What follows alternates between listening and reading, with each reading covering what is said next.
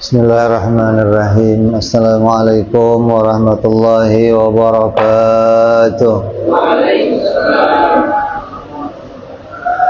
Al-Fatiha ila ruhi sayyidina habibina syafi'ina Rasulillah Sayyidina Muhammad ibn Abdullah sallallahu alaihi wa ala alihi wa ashabihi wa azwajihi wa dhurriyyatihi an Allah ya'ali darajatihim bil jannah wa yanfa'una bi asrarihim وأنوارهم وعلومهم ونفعاتهم وبركاتهم في الدين والدنيا والآخرة يجعلنا من حزبهم يرزقنا محبتهم ويتوفنا على ملتهم ويعشرنا في زمرتهم بالعافية والسلامة ثم أخلاق رحل الكتاب ثم أحمد بن عطاء الله ثم رسول الفرق صلى الله عليه وسلم المصير أعضاء نفعنا الله بهم ورمهم لهم الفاتحة أعوذ بالله من الشيطان الرجيم بسم الله الرحمن الرحيم الحمد لله رب العالمين الرحمن الرحيم مالك يوم الدين إياك نعبد وإياك نستعين اهدنا الصراط المستقيم صراط الذين أنعمت عليهم غير المغضوب عليهم ولا الضالين آمين Bismillahirrahmanirrahim. Nawaitu ta'alluma wa ta'lima wa tadhakura wa tadhkira wa naf'a wal intifa'a wal ifadata wal istifadata wal hitha ala tamassuki bi kitabillahi sunnati rasulillah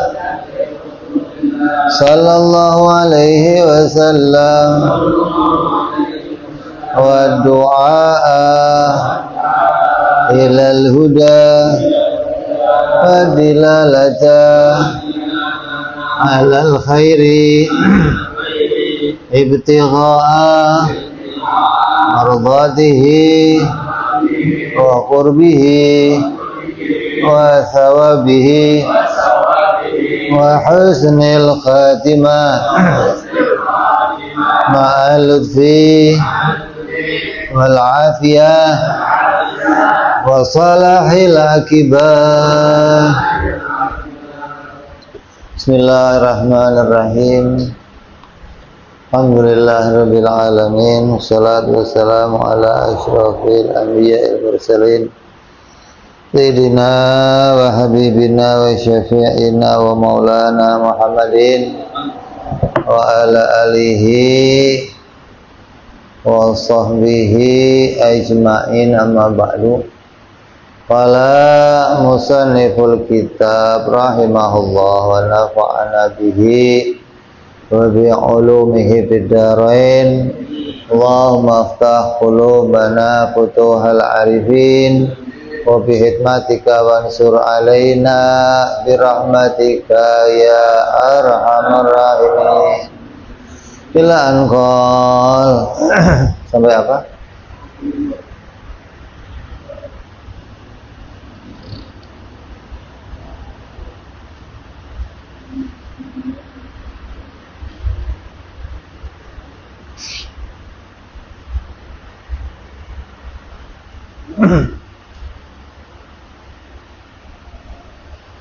Amaroka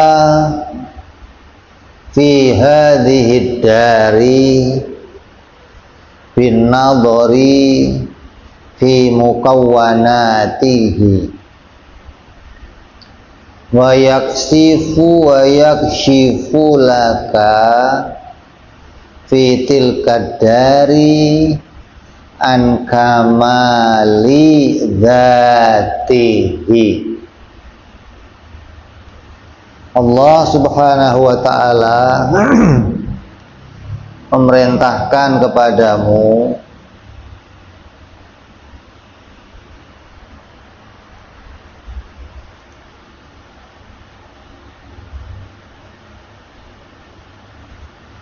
selama kamu hidup di dunia ini untuk selalu merenungkan tentang apa-apa yang diciptakannya.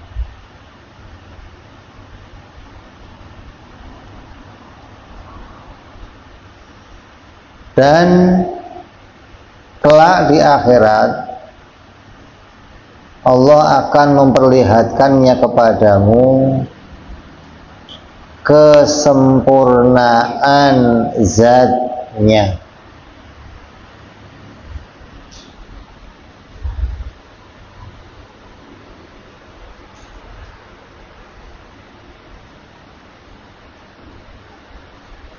Ini makna apa? Terjemahnya.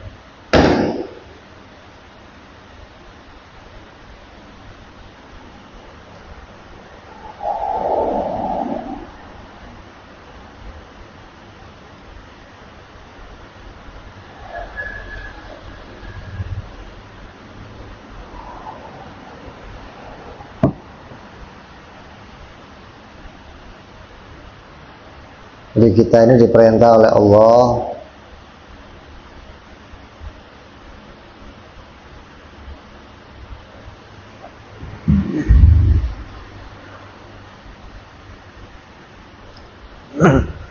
untuk selalu bisa menyaksikan Allah, tapi melalui ciptaannya. Jadi apapun yang kamu lihat di jagat ini selama kamu di dunia ini, jadikanlah ini sebagai jalan untuk kamu bisa menyaksikan keberadaannya Allah. Karena nanti di akhirat hal yang seperti itu nggak ada lagi. Nanti di akhirat kamu akan langsung dipertemukan kepada Allah, nggak pakai lewat melihat dalil lagi, nggak. Di dunia kamu nggak bisa melihat Allah secara langsung, tapi Allah menjadikan kamu ciptaan-ciptaannya sebagai jalan agar kamu bisa menyaksikan wujudnya, menyaksikan keberadaannya.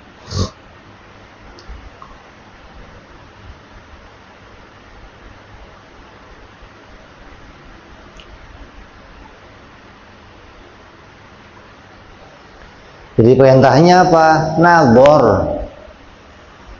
Tiap waktu diperintah nazar. Untuk apa? Melihat keajaiban-keajaiban ciptaannya Allah. Kalau kamu bisa nazar melihat keajaiban-keajaiban, maka kamu akan selalu menuju kepada yang menciptakan. Masya Allah, Masya Allah. Begitu mesti. Subhanallah, luar biasa Allah. Ini akan jadi jalan kita bisa selalu mengingat kepada Allah Subhanahu wa ta'ala.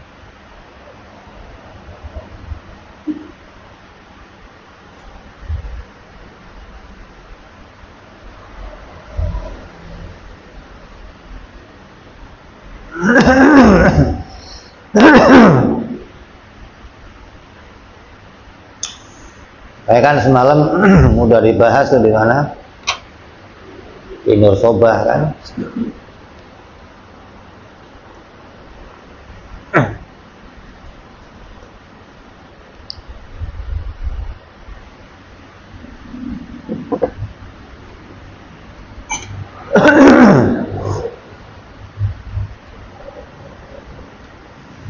Bagaimana seseorang itu untuk bisa selalu memandang kepada kudrat iradahnya Allah Subhanahu wa ta'ala. Jadi kita ini dari kecil sampai seusia sekarang ini Kita terikat sama hukum adat namanya. Ya. Nah, setelah kita ngaji ilmu tauhid, kita diperintahkan untuk mulai sedikit demi sedikit keluar dari hukum adat. Artinya belajar bagaimana mengembalikan setiap ada kejadian Allah yang menciptakan. Di dalamnya ada kudrat iradahnya Allah. Di dalamnya ada ilmunya Allah.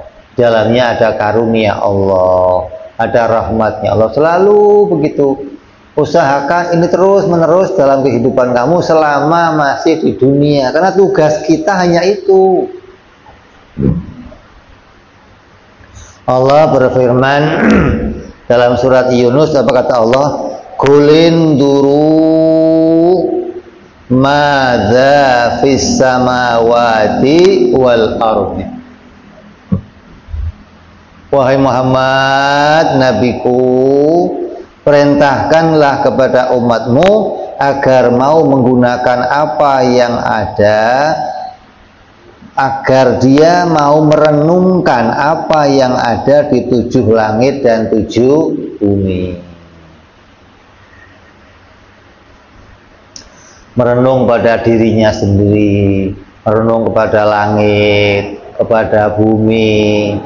Semua yang diciptakan oleh Allah itu semuanya luar biasa. Apapun yang diciptakan Allah semuanya ajaib. Cuman gara-gara kamu nggak pernah memperhatikannya, dianggap biasa-biasa saja gitu loh. Hah? Matahari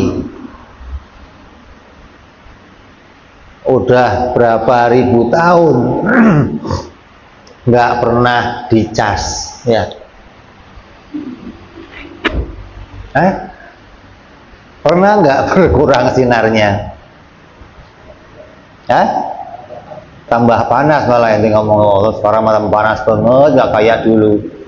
Kalau umumnya ya yang namanya sinar tambah lama tambah redup, ini tambah. Matahari jalan terus tapi nggak ada tali gantungannya. Ente nggak pernah takjub, nggak pernah. Ente nggak pernah kagum. Kenapa? Ya biasa aja, matahari gitu aja.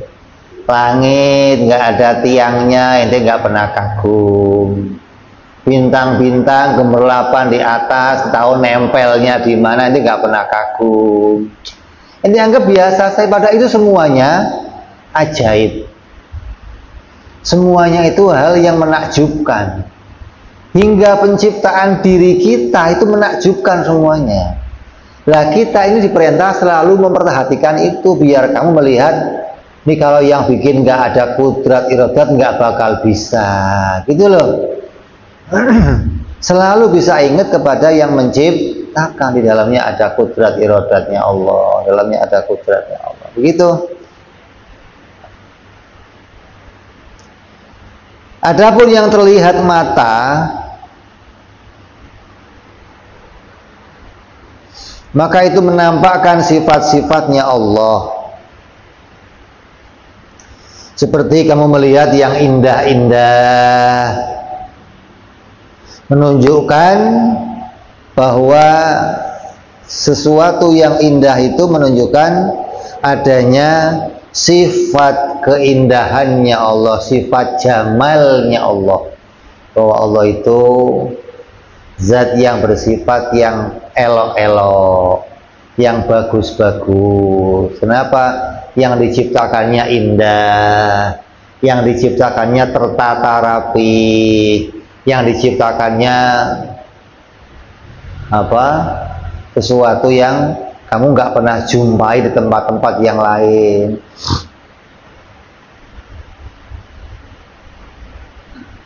Ini mestinya segala apa yang kita saksikan dari alam ini akan membawa kita bisa menyaksikan kepada sifat-sifatnya Allah Subhanahu wa ta'ala. Karena nanti di akhirat kamu untuk melihat sifat Allah nggak perlu pakai dalil lagi. Kamu nanti akan dibuka hijabnya hingga bisa melihat sifat-sifatnya Allah tanpa perlu melihat alam semesta lagi untuk menunjukkan keberadaannya semua sifat-sifat tersebut. Jadi ketika kita melihat yang indah-indah, kita tahu pada Allah ada sifat namanya sifat jamal.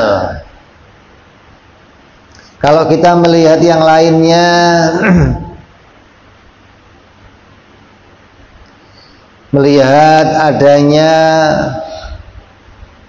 kesusahan, melihat adanya kepedihan, melihat adanya kesengsaraan, maka hal itu menunjukkan bahwa pada dirinya Allah ada sifat Al-Qahhar.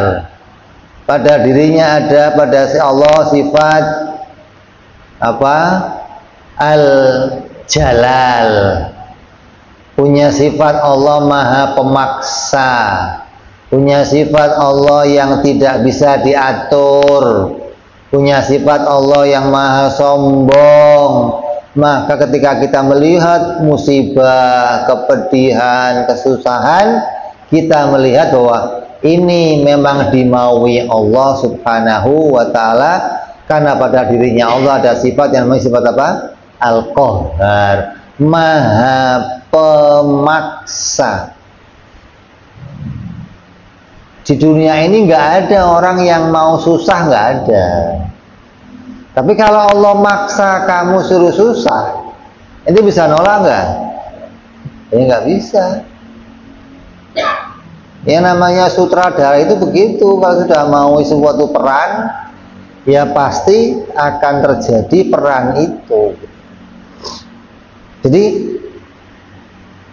jangan sampai kamu mengenal Allah itu hanya separuh. Kenalnya Allah hanya yang baik-baik saja. Oh Maha Karim, Rahim, Ghafurur Rahim, Ar-Razzaq, Al-Fattah. Jangan separuh yang baik-baik doang, tapi juga ketika kita melihat hal-hal yang pahit, kesusahan, kepedihan, bencana, pada dirinya Allah juga ada sifat-sifat yang bisa memaksa memunculkan semua itu. Namanya sifat apa? Al-Jalal. Maka ketika kita melihat semua itu lalu teringat kepada Allah, itulah yang dimaksud dengan melihat Allah dengan jalan melihat setiap ciptaannya. Dan itu tanpa perlu syarat dan tempat. Nggak perlu syarat wudhu, nggak perlu syarat pakai sarung, nggak perlu syarat apa lagi, ngadep kiblat, nggak perlu syarat. Dimanapun kamu bisa mikir itu.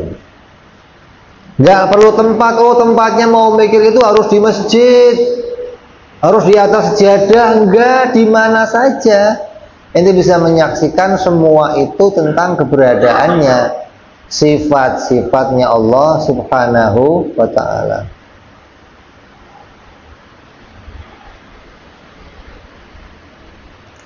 Dan tidak perlu syaratnya pakai lisan. Kalau mau itu harus ngucapin, enggak, udah ente diem aja melotot matanya, akalnya nazar, hatinya memaknai. Masya Allah, hatinya ingat ini sifat jalalnya Allah, ini sifat jamalnya Allah, ini sifat keagungannya Allah, sifat kebaikannya Allah. Itu dalam kondisi kamu bagaimanapun ente bisa menyaksikan ini. Jadi perintah kulinduru madza fis samawati wal ard ini bisa dipraktekkan kapan saja. Ini namanya sholatud aim itu ini gitu loh. Sholat yang nggak putus-putus itu mana? Ini perintahnya. Lihatlah apa-apa yang ada di langit dan bumi. Selalu bisa menyaksikan, memahami tentang sifat-sifatnya Allah Subhanahu wa ta'ala.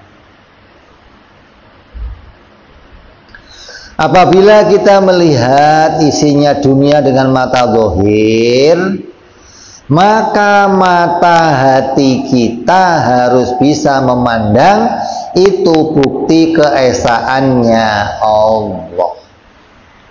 Jadi ketika mata zahirnya melotot memandang sesuatu, mata batinnya juga harus bisa memandang sesuatu. Jangan sampai mata kepalanya melihat sesuatu, tapi mata hatinya nggak bisa melihat sesuatu. Repot nih. Mata hatinya nggak bisa menangkap makna sesuatu dari apa yang dia lihat. Jadinya apa nanti? Jadinya malah hawa nafsu. Jadinya malah perasaan. Ketika menyaksikan sesuatu tapi hatinya nggak ikut memandang, yang muncul nanti yang ikut ngomong nafsunya, perasaannya. Jadi bukan dipakai untuk jalannya apa? Nazar, bukan.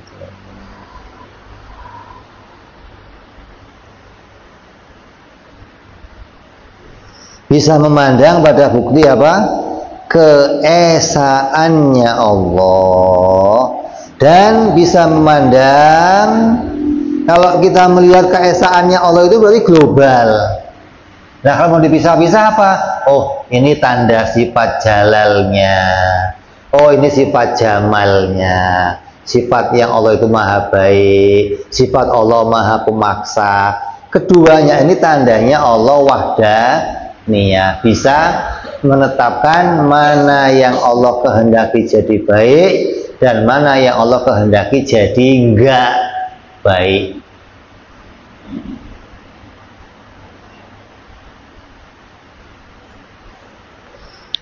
Bila bisa demikian, maka akan bisa selalu mengucapkan Alhamdulillah dan akan mengucapkan la haula wala quwata illa billah. Ketika kok dijadikan baik, mesti bunyinya apa? Alhamdulillah. Kok dijadikan yang jelek, la haula wala quwata illa billah. Bunyinya inna lillah. Bunyinya astagfirullah. Seperti ketika kita melihat orang beribadah, maka hati kita menyaksikan sifat Allah, yaitu apa? Al-Mu'izzu, yaitu sifat bahwa Allah zat yang maha memuliakan.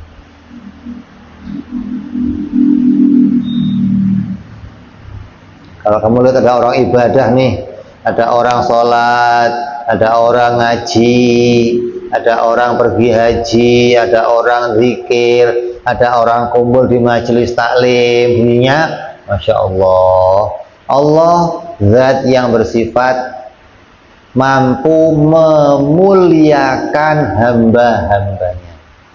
Jadi mereka jadi mulia nih, ada yang sholat mulia, yang ngaji mulia, yang ibadah mulia. Ini karena Allah memuliakan mereka.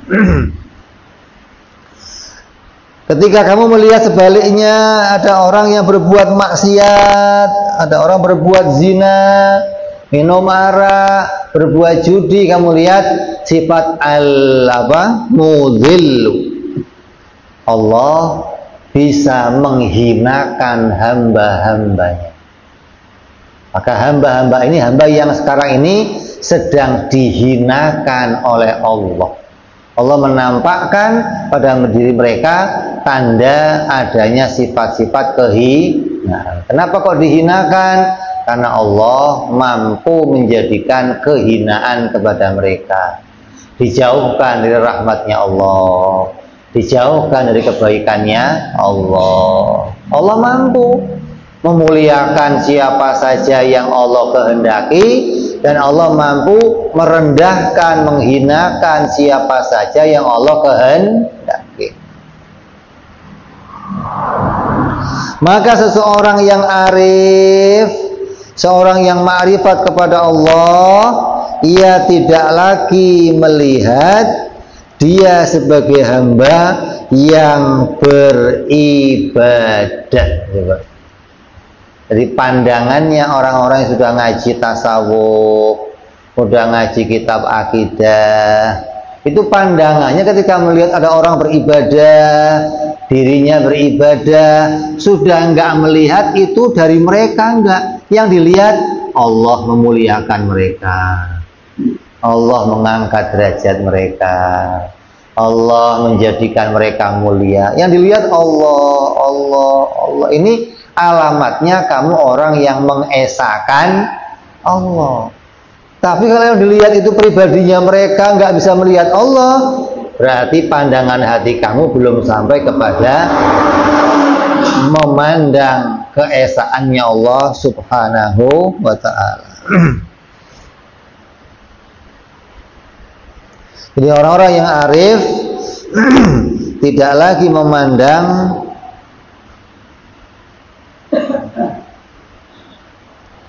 apa yang dikerjakan si hamba itu dari dirinya sendiri, ibadahnya dari si hamba, atau maksiatnya si hamba, tapi yang terlihat adalah tajalli. Tajalli itu penampakan dari sifat-sifatnya Allah subhanahu wa ta'ala. Allah menampakkan, Allah memperkenalkan kepada hamba-hambanya sifat-sifatnya Allah subhanahu wa ta'ala. Tinggal kamu itu bisa nggak sampai mengenali, memandang apa yang ditampakkan oleh Allah subhanahu wa ta'ala. Nah, kalau kita itu terhijab, nggak punya WMJ, nggak kenal sifat-sifat Allah, nggak kenal wahdaniyah, nggak kenal tauhid, ya terhijab selamanya. Kamu nggak bisa melihat penampakan sifat-sifat Allah itu pada diri hambanya. Kamu nggak akan bisa melihat, nggak akan. Yang kamu lihat ya itu dari hamba, bukan itu semua penampakan sifat-sifatnya Allah subhanahu wa ta'ala.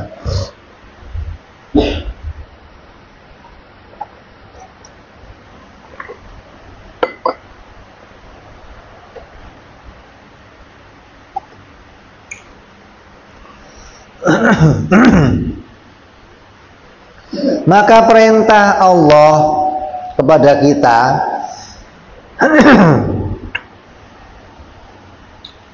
untuk kita menyaksikan Allah di dunia dengan jalan menyaksikan adanya perubahan dari alam semesta, dengan cara menyaksikan segala macam pernak-pernik yang diciptakan oleh Allah.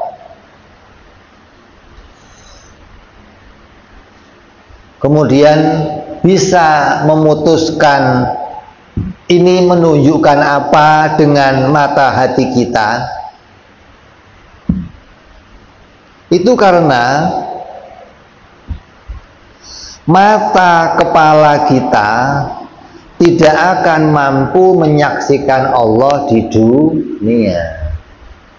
Jadi ketika mata kepalanya menyaksikan, oh ada kenikmatan, oh ada kesusahan, oh ada kesalahan, oh ada ibadah, maka hal-hal yang berbeda-beda ini mata hati menyaksikan Allah punya sifat ini, Allah punya sifat ini, Allah. Hatinya menyimpulkan, oh ini menunjuk sifatnya Allah yang ini, oh ini menunjuk sifatnya Allah yang ini. Terus begitu hatinya, hingga kita akan merasa selalu menyaksikan Allah subhanahu wa ta'ala. Seperti yang terjadi pada Nabi Musa alaihissalam. Ketika Nabi Musa meminta kepada Allah untuk melihat Allah, maka Allah berfirman, engkau tidak akan bisa melihat aku, wahai Musa, tapi lihatlah gunung itu. Suruh melihatnya apa? Gunung. Bila gunung itu tetap pada posisinya, maka kamu bisa melihat aku.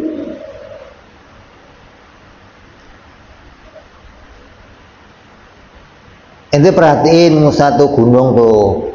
Kalau gunung ini tetap anteng, nanti kamu bisa ngelihat aku. Nyatanya ketika dilihat Nabi Musa, gunungnya meledak, gunungnya bergetar, gunungnya hancur. Maka ini pertanda Nabi Musa tidak bisa menyaksikan Allah di dunia, gitu loh. Kan Nabi Musa minta kepada Allah, mintanya ini bukan Nabi Musa nggak tahu kalau di dunia ini nggak bisa lihat Allah, bukan. Tapi permintaan ini karena umatnya menuntut untuk bisa melihat kepada Allah, maka diajukanlah permintaan itu.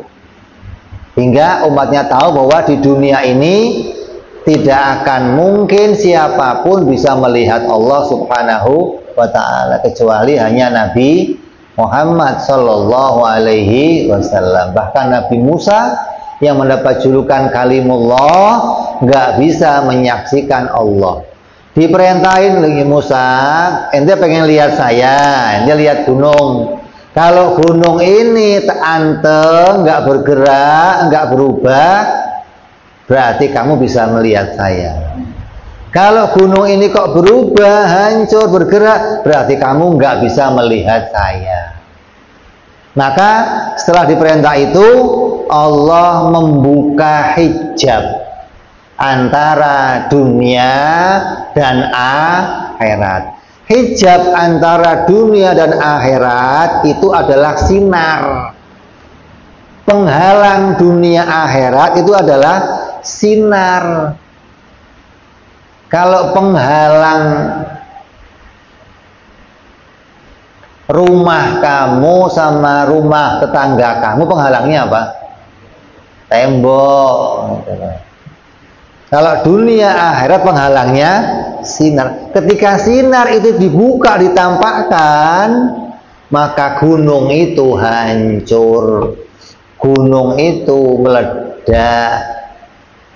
Maka dengan meledaknya gunung, tandanya Nabi Musa nggak bisa melihat Allah, gitu loh. Jadi nggak bisa melihat Allah itu maknanya nggak bisa melihat Allah di dunia, bukan di akhirat. Ini pemahamannya ahli sunnah. Kalau Wahabi enggak, tuh ayatnya tuh Nabi Musa nggak bisa lihat Allah, berarti memang manusia semuanya nggak bisa melihat Allah. Mana tuh ayatnya tuh? Itu Wahabi, hati-hati nih, jangan ikut pahamnya orang-orang Wahabi.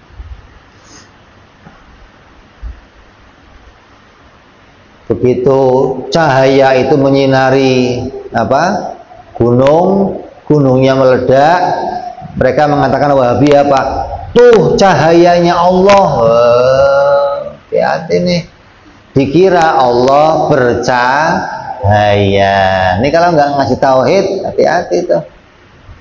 Banyak orang terjebak di sini. Ayatnya mengatakan begitu, gitu loh.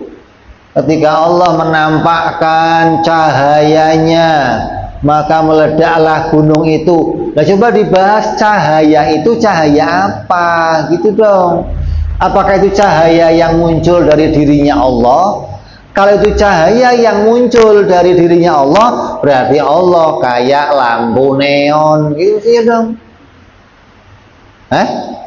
Bercahaya. Kalau kata guru saya, berarti Allah kayak bemo. Nah, sama aja, bemo juga keluar cahayanya, keluar lampu. Yang bercahaya kan nggak cuman. Jadi harus dihilangkan. Jadi itu cahaya apa? Oh, cahaya itu adalah hijab antara langit, antara dunia dan akhirat.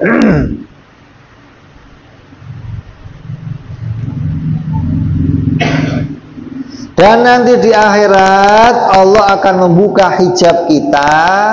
Kita akan diberikan oleh Allah mata yang khusus, mata akhirat. Allah akan jadikan terbukanya hijab hingga kita bisa melihat Allah dengan mata zahir. Dan yang akan kita lihat nanti di surga itu adalah sesuai seberapa jelas hati kita melihat Allah dan seberapa sering kita melihat Allah adalah ukuran seberapa sering kita memandang tajallinya sifat Allah dengan mata hati kita di dunia. Jadi nanti di akhirat seringnya kita akan memandang Allah itu disesuaikan dengan apa? Dengan seringnya kita melihat Allah di dunia.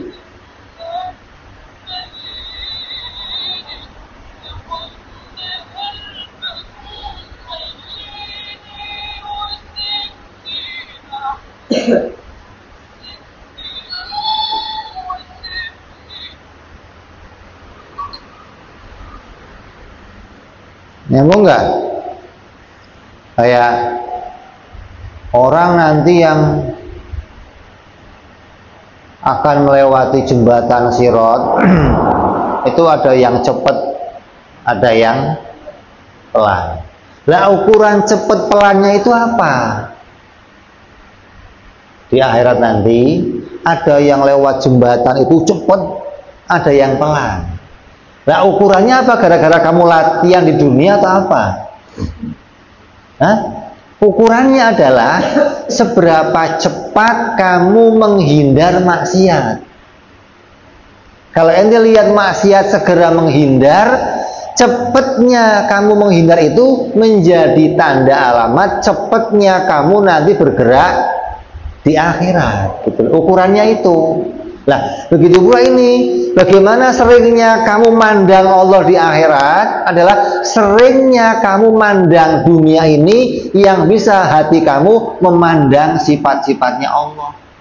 Semakin sering kamu begitu, nanti di akhirat pun kamu akan semakin sering memandang Allah Subhanahu wa ta'ala. Gitu loh. Jadi orang yang hatinya selalu bisa mandang Allah, lihat oh ini sifat kasihnya Allah, sifat maha agungnya Allah, sifat kuasanya Allah, sifat iradahnya Allah, ilmunya. Maka nanti di akhirat pun kamu akan mandang yang demikian. Jadi bukan terus, oh pokoknya yang nanti yang mandang Allah ya yang ibadahnya paling banyak. Oh enggak, ini enggak ukuran ibadah, enggak. Gitu kata ulama. Yang jadi ukuran adalah bagaimana kamu sering mandang Allah di dunia sesuai perintah Allah. Kulin duru madza fis samawati wal ardi. Lihatlah apa yang ada di langit dan di bumi ini. Dengan melihat itu kamu bisa melihat tajalli sifat-sifatnya Allah Subhanahu wa ta'ala. Ya, dengan ukuran itulah nanti seorang hamba akan menjadi sering di akhirat melihat Allah. Karena ada yang melihatnya Allah itu nanti ada yang setahun sekali. Lihat Allah di akhirat setahun sekali. Ada yang sebulan sekali. Ada yang seminggu sekali. Ada yang sehari sekali. Ada yang pagi sore. Ada yang tiap waktu bisa melihat Allah di akhirat, gitu loh. Waktunya beda. Tergantung apa? Tergantung bagaimana kamu mengingat Allah Subhanahu wa Ta'ala. Ada orang yang ingatnya Allah kalau sholat Idul Fitri doang, Masya Allah, Allahu Akbar, Allah, ingat Allah tuh. Yang lainnya lupa, plong udah. Ada yang ingatnya Allah kalau Jumatan. Ada yang ingatnya Allah kalau sholat fardu doang. Ini ada yang ingatnya Allah tiap waktu. Jadi beda-beda bagaimana caranya orang mengingat kepada Allah. Maka itu menentukan bagaimana keadaannya nanti di akhirat. Semoga kita semua jadi hamba-hamba yang senantiasa terlatih, terbiasa untuk bisa menyaksikan keberadaannya Allah Subhanahu wa Ta'ala, menyaksikan perubahan-perubahannya alam, mata hati kita diterangkan oleh Allah, dijelikan oleh Allah hingga bisa melihat bagaimana tajallinya sifat-sifatnya Allah Subhanahu wa Ta'ala. Amin ya rabbal ala hadhihi niyyah wa ala niyatin sallallahu ila hadratin nabi. Al-Fatihah.